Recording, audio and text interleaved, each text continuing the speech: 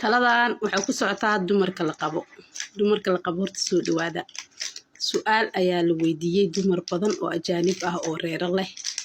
oo la dhahay maxaa la dhahay reerkiina yacni quruxda iyo waxaan ku dhahay farxadda qofka aad lamaanaha la tahay yacni maxaad ku soo gaarteen intaan aad isqabtaan maxaad ku soo gaarteen su'aasha dad badan ajaanib ka soo dhageystay waxa sahlan ay ku jawaabeen oo maanta waxaa ku dhahay dumar kasta oo Soomaali ah oo la qabo oo ay sameyn karto oo reerkaasna uu ku badbaadayo waxaa waaye dumarkan waxay dhaheen waxaan sameynaa in aan maxaa la dhahay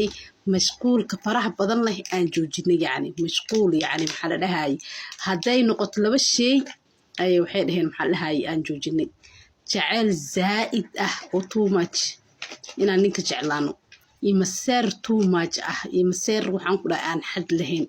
labadaas shay haddii aad xakamayso oo control aad u yeesho qiimaha naftaadana kore u kacaysaa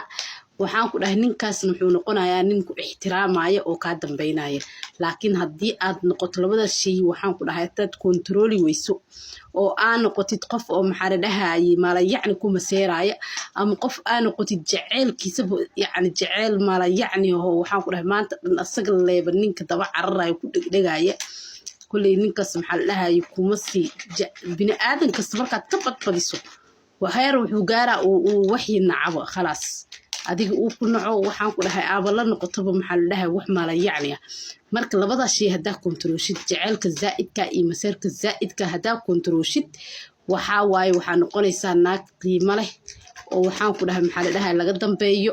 oo loo hoggaansan yahay naag kastoo ninka gacan bira ku haysa oo ajaanib ah hadaa aragtaan nafteeda ay ku mashquushaa dumarka Soomaalida waxaa idin leeyahay isku badnaada mashquulkan faraha badan leh